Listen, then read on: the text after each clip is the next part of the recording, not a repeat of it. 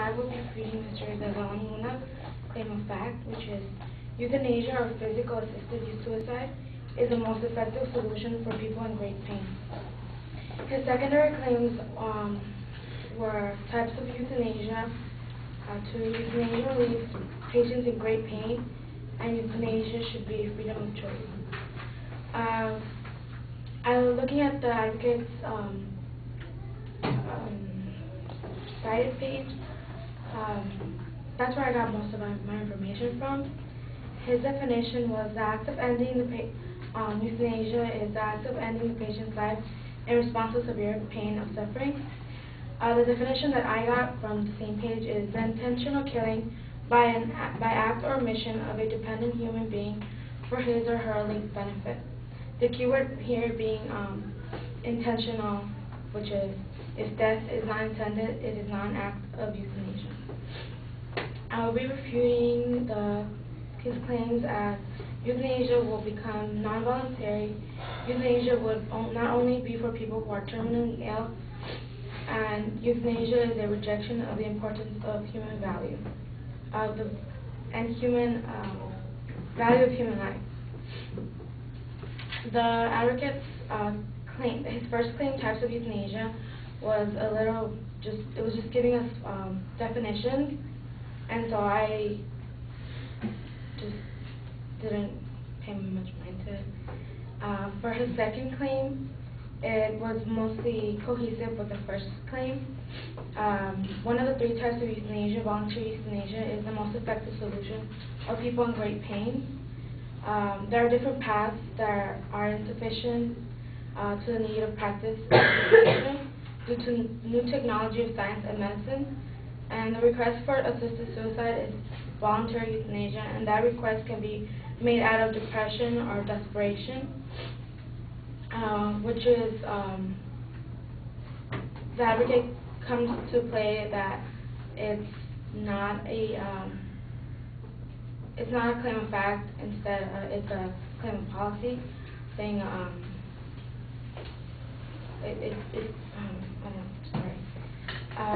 my evidence for this is a request for assisted suicide is typically for a cry for help. It is in reality a call for counseling, assistance, and positive alternatives as solutions for a very real problem. Advocates voluntary euthanasia contend that if a person is suffering from a terminal illness, there should be legal and medical provisions to enable him or her to be allowed to die or be assisted to die. In the U.S., legalizing voluntary active euthanasia, which is assisting suicide, means legalizing non-voluntary euthanasia. The state courts have ruled time and time again that incompetent people have a right. The Equal Protection Clause of the United States Constitution, Fourth Amendment, requires that incompetent people be given the same right. However, the conditions concern access to voluntary euthanasia only for those who are quote-unquote terminally ill. While this expression is not free of all ambiguity, for present purposes it can be agreed that it is not included the bringing about of death, and the advocate lacks information on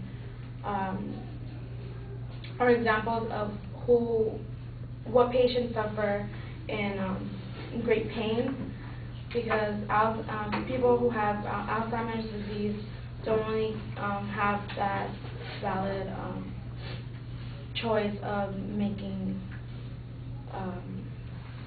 their decision to be terminally taken out. According to the website of voluntary euthanasia will only be voluntary. They say emotional and psychological pressures could be overpowering for depressed or dependent people. If the choice of euthanasia is considered as good as a decision to receive care, many people will feel guilty for not choosing death. Financial consideration, added to concern about being a burden, could sever the powerful forces that would lead a person to choose euthanasia or assisted suicide. My counterclaim is, how does it benefit the patient who suffers terminal illness intolerable pain, death by time. There are two problems here, the definition of terminal and the changes that have already been taking place to extend euthanasia to who aren't terminally ill. There are many different definitions for what is terminal. Just to skip on over because my time is up. The quality, for the third claim, quality of life is low. Euthanasia should be a freedom of choice. It's not a claim of fact, it's more a claim of value. So is it necessary, and whose freedom of choice would it be? The doctors, the patients, or the family members? Your body, your life, your choice was what the advocate said towards the end. So say these people don't have control of their lives and euthanasia is practiced on them. Was that the choice they had with a full understanding of what it was? People for euthanasia say that voluntary euthanasia would not lead to involuntary euthanasia. They look at these things simply as black and white. In real life, there would be millions of situations each year where cases would not fall clearly into either category. So I leave you with this last example. An elderly person in a nursing home who can barely understand a breakfast menu is asked to sign a form consenting to be killed. Is this voluntary or involuntary? Will they be protected by the law? How? Right now, the overall prohibition on killing stands in the way. One signature can sign away a person's life. What can be as strong a protection as the current absolute prohibition on direct killing? Answer?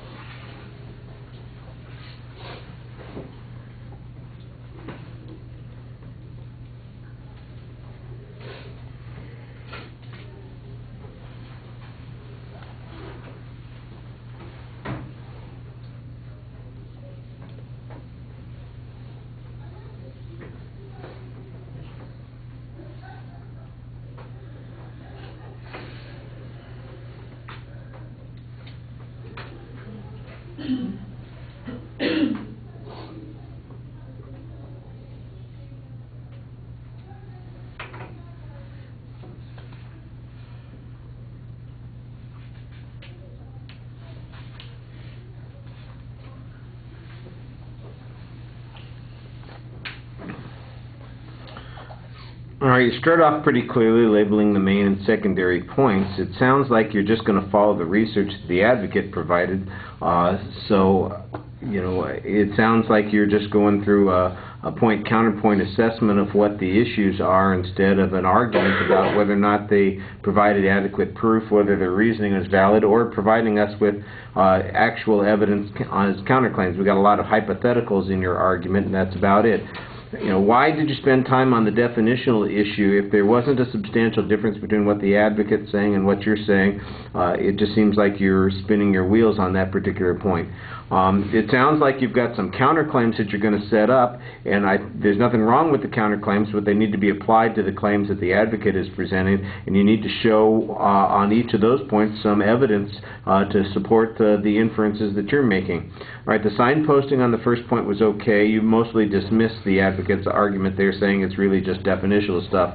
On the solution to pain, you suggest that it's really not about pain, but it's got more to do with depression or something else. And I think that that's a good argument, but there's no evidence on this particular point. It just sounds like it's a counterclaim.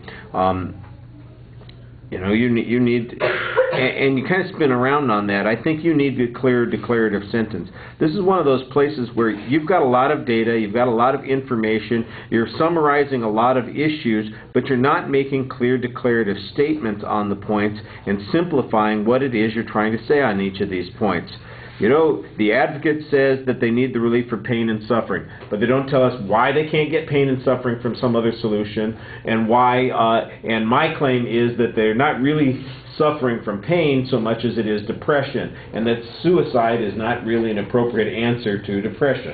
Okay, then I can understand everything that you're saying on that point if you can just simplify what the claims are that you're making. And that happens in several places during the speech. In the last minute and a half of the speech, it just seems like you're going through information without really making any claims whatsoever. It's just a summary of arguments that both sides have made without your expressing a problem with what the argument is on the one side or finding a definitive position on the other. There's this whole discussion about how euthanasia is going to be, there's no such thing as voluntary without involuntary euthanasia. That sounds to me like a good claim. That's something that needed to be developed a little bit more. You had one argument that you really developed on that, suggesting that there are legal standards on this issue, and I thought that was a counterclaim. But again, we need some evidence on that particular point. Maybe you're presenting evidence and you're not citing it and you're just summarizing it, but that's a problem here, and you need to be a lot clearer about that. All right, thank you.